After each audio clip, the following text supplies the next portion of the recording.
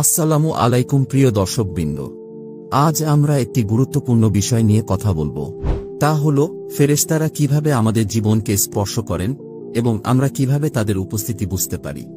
ইসলামে ফেরেশতারা মহান আল্লাহর অপূর্ব সৃষ্টি, যারা তার নির্দেশে বার্তা পৌঁছে দেন, মানুষকে সুরক্ষা দেন এবং আমাদের অন্তরে কল্যাণের অনুপ্রেরণা যোগান। কিন্তু কিভাবে বুঝব যে ফেরেশতারা আমাদের কাছে রয়েছেন? আসুন 7টি লক্ষণ নিয়ে আলোচনা করি, যেগুলো ইঙ্গিত দেয় যে ফেরেশতারা আপনার আশেপাশে আছেন। 1.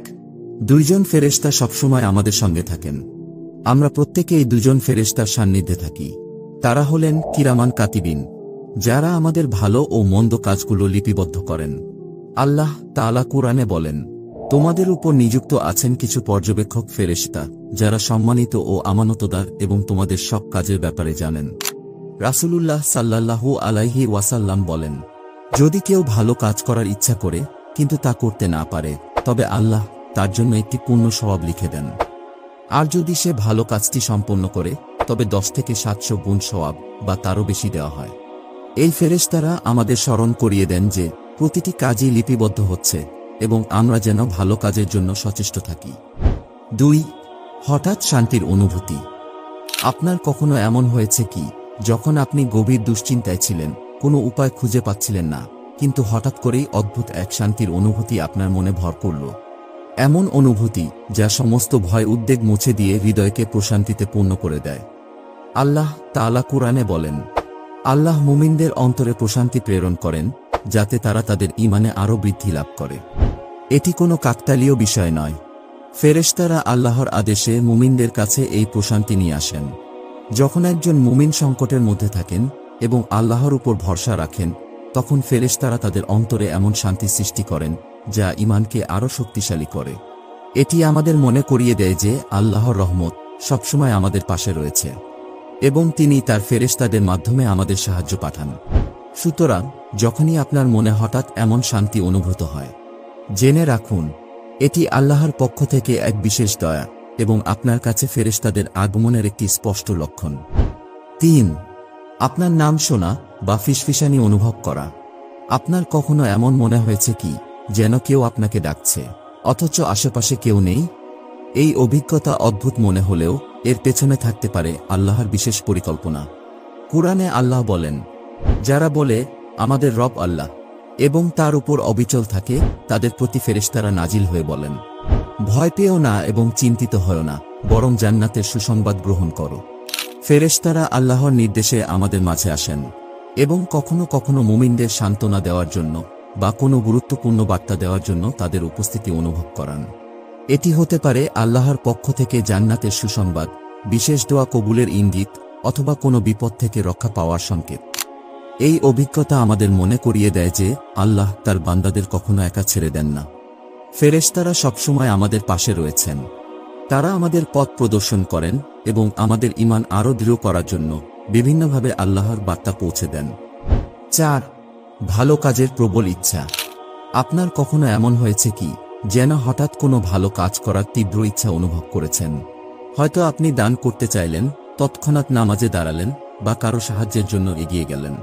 এটি শুধু আপনার নিজের চিন্তা নয়, বরং হতে পারে ফেরেশতাদের অনুপ্রেরণার ফসল। রাসূলুল্লাহ সাল্লাল্লাহু আলাইহি ওয়াসাল্লাম বলেন, প্রতিদিন ফেরেশতারা নামাজরত অবস্থায় 2টি দোয়া করেন, হে আল্লাহ, যারা আপনার পথে খরচ করে তাদের আরও বৃদ্ধি করুন, আর যারা কৃপণতা করে তাদের ধ্বংস করুন। ফেরেশতারা আল্লাহর আদেশে আমাদের অন্তরে ভালো কাজের প্রতি আগ্রহ জাগিয়ে তোলেন।